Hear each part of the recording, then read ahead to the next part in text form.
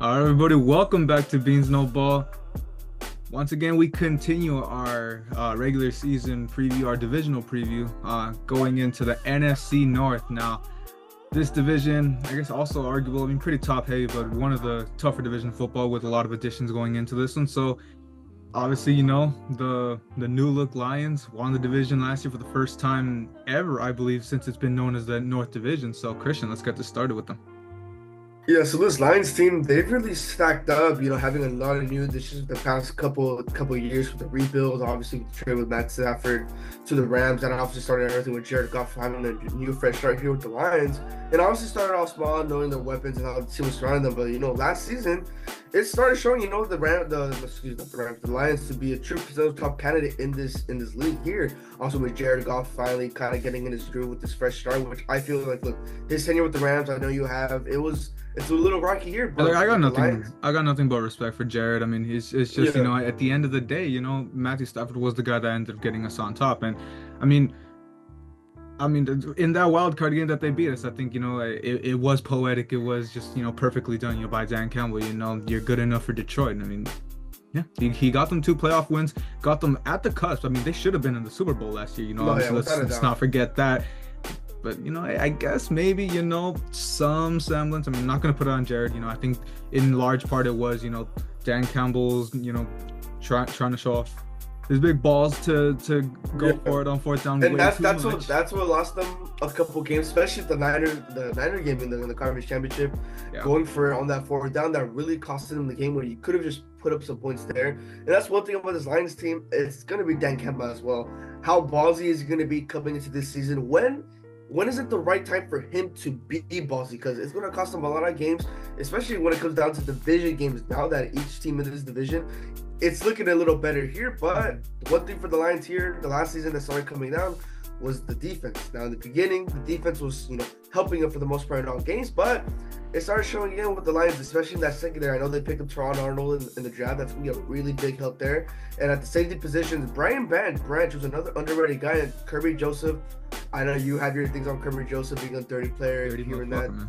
Exactly. There, obviously, the ACL with you guys. Yeah, I mean, he tore Higbee's ACL, and just a couple weeks prior he tore Hawkinson's ACL. So, I mean, yeah, obviously, I got more than enough to say about Kirby Joseph, but you say that secondary was a big thing that 2 years ago that was the main reason why they missed the playoffs. And looking into this season, it was getting better, but that second half of the season, it was a big reason why I thought the Rams were going to feast on that secondary, because it was starting to show those signs. But like you said, in the draft, they picked up Teron Arnold, an underrated pickup for them to me. Carlton Davis out of Tampa Bay, he's really going to bring some experience into his team. Obviously, don't remember he was part of that Super Bowl run, but regardless, he has playoff experience coming into this team. I think he's really going to be good. Another underrated signing, Marcus Davenport, I believe out of New Orleans, if I'm not mistaken. But I mean, yeah, just they made some good pickups.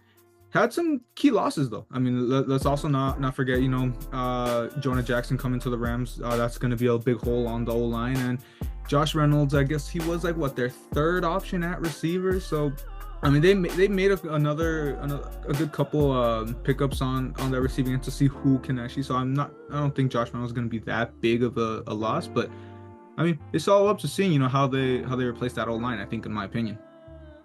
Yeah, this O-line is going to be another issue there. There's some miscues with that O-line last season here and there, but for the most part, that O-line did live up to standards there. But obviously, losing Jonah Jackson, that's going to take a really big hit there. But I feel with the weapons that surround Goff, the run game, David Montgomery and Jahmyr Gibbs, who obviously had a nice breakout season last season, and then top 5 receiver Amon-Ra, and then coming back J-Mo, who you have a lot of expectations for, and then let's not forget Sam Laporta, who's arguably a top 3 tight end in this league that you can make an argument there. So with the weapons that they have, just this O-line, obviously you just have Penei Sewell there. So this O-line, of course, Taylor Decker, and they do have a great O-line. Yeah, I'm just saying the one thing, Jonah Jackson was a big anchor at that guard position. Yeah. So we'll just wait and see what happens specifically right there. But I mean, like you said, with the weapons, I'm not worried about them having their moderate regular success. But now we move into second place team that,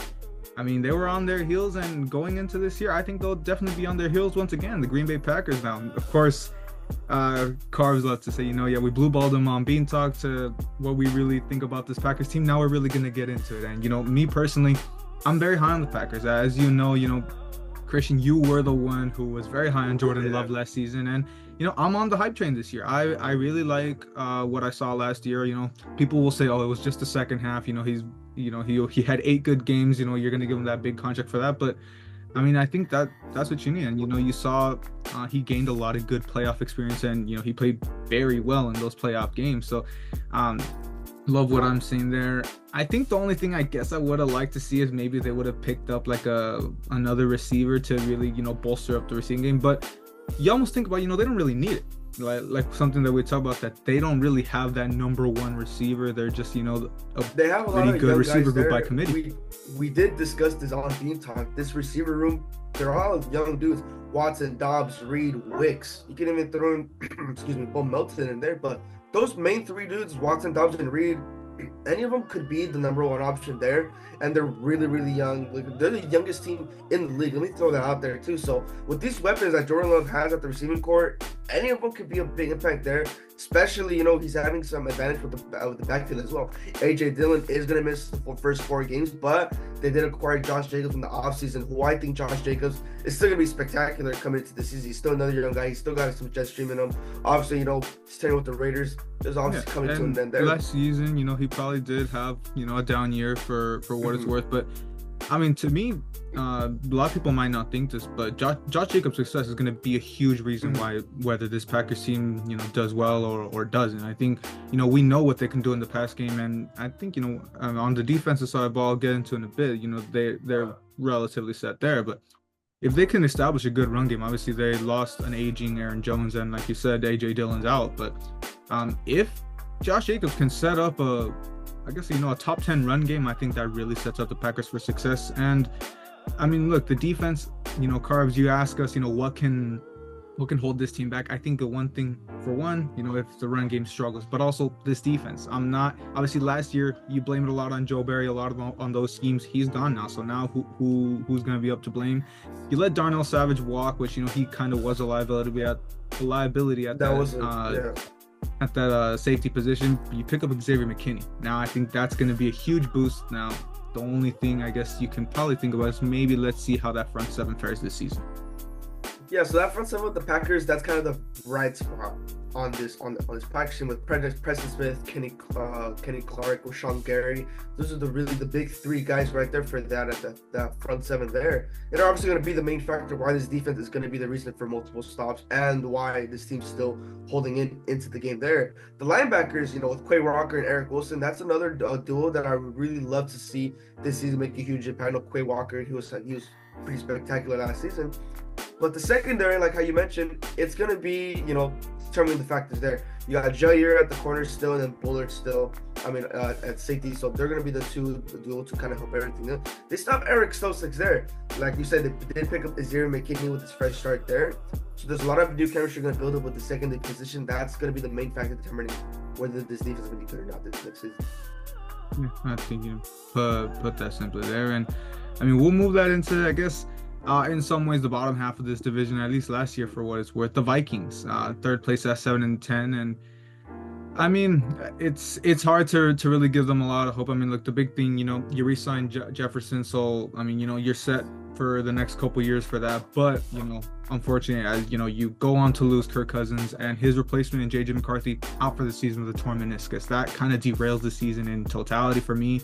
I really had a lot of hope for JJ going into this year, and seeing him go down, definitely stings. Not just to me personally, and as a Vikings fan, that's gonna sting. So I think just offensively, I don't have a lot of hope right now. Jefferson, he's gonna give you a bunch of yards. He's gonna do his thing, but he's gonna be limited if we're being honest. Yeah, this offense really has 3 potential weapons. That's Jefferson, that's Addison, that's Hawkinson. The run game, look, you got Aaron Jones is already pushing that old stage. He still shows some signs. He still showed some signs last season with the Packers. He was having some pretty good games there, but his age is going to start to show, especially coming to this new team and with the quarterback in front of him. I know some people are high on Darnold, not a lot of people are high on Darnold. But this offense, it's gonna be a big struggle. Struggle, right? Sure, Jefferson, he's gonna do his best like he did last season before and after his injury. He's gonna keep putting this team on his back, especially in this receiving core. Hopefully, Addison's still waiting to do with the suspension. If he does end up getting suspended, which I feel is gonna be a couple games, then yes, Jefferson's going to be without a doubt going to get big workload there. And when we're looking at the defensive side, it's honestly, it's just like last season, right? I mean, the only glaring difference is, you lose Danielle Hunter, you add Jonathan Grenard, which to me, I mean, that's a downgrade. I mean, no way around it. I mean, like I said when we talked about this on the Texans side, I mean, I like Jonathan Grenard, but he's not Danielle Hunter. And I think the one big thing overall that you can't talk about this defense, it goes without saying, the loss of Kyrie Jackson, as much, football aside, that's gonna bring heavy hearts to this team. And if we actually think about just the football side, he was gonna be a huge part of the secondary, and he was gonna bring new life into the secondary that honestly did struggle last season. So, I mean, just losing him there, that's gonna hurt them on the football side as well. I mean, yeah, like how you mentioned, this defense did take a hit there, but they did acquire Stephon Gilmore from the Cowboys there.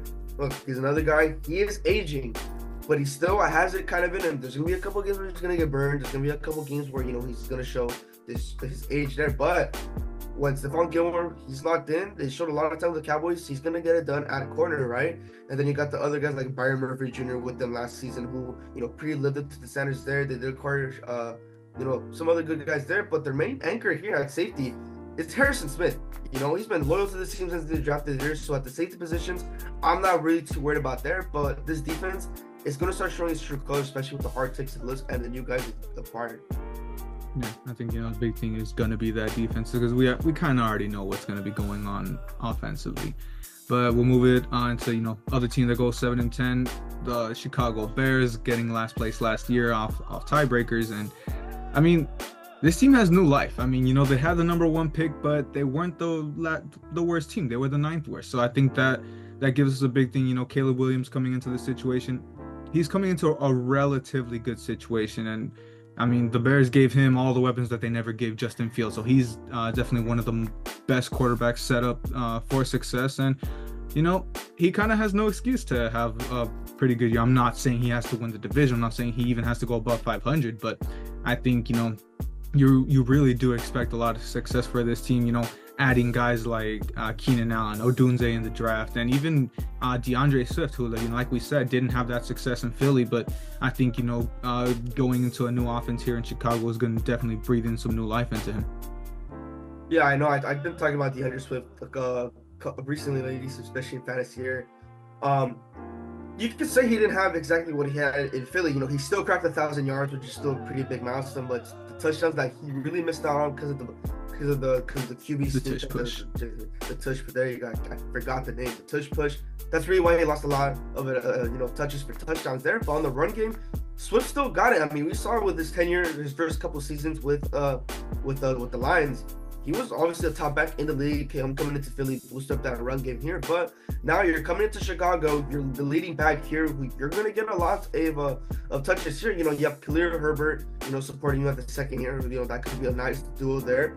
But DeAndre Swift, him and being in the backfield with Caleb Williams, I could have put a little bit of leverage, little under him here. But with DJ Moore, Allen, Odunze, Caleb Williams, you said it already. This offense, everything is set up for him. Even this O-line here, this O-line had a lot of issues coming into the season, but for the most part, they kind of, tweaked it for the most part. But Caleb Williams, this offense, everything's around him, right? There's really no excuses coming into the season if he can't succeed or not.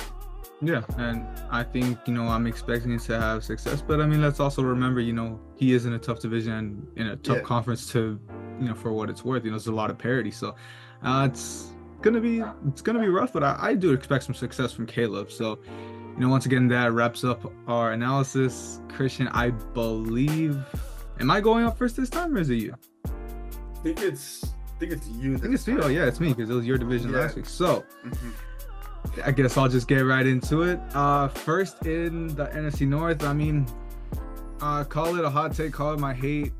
Maybe I'm a little salty last year, but I got the Packers winning division 12-5. I'm a firm believer on Jordan Love, as I've been saying right now, coming off that breakout season. And I'm a firm believer too on Josh Jacobs to have a really good bounce back and to be pretty instrumental and get this Packers run game back where it used to be.